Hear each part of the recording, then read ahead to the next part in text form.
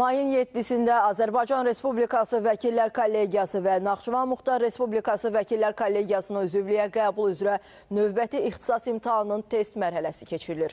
İmtahan Dövlət İmtahan Mərkəzinin elektron imtahanlar korpusunda təşkil olunub. Test mərhələsində iştirak etmək üçün ümumilikdə 540 namizəd müraciət edib. Bugünkü yazılı imtahanda 540 nəfər vəkilliyə namizəd iştirak edir.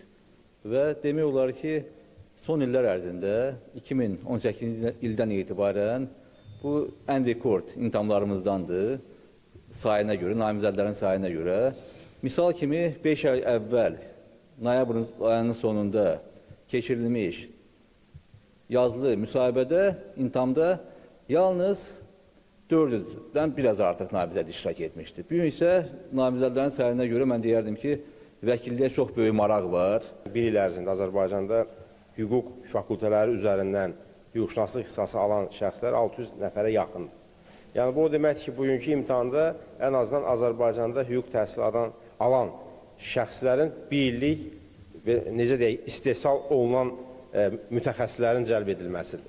Kəmiyyət həm də keyfiyyət də təbii ki, yüksəkdir. Çünki imtahandan artıq keçənlərin faiz dərəcəsi də artır.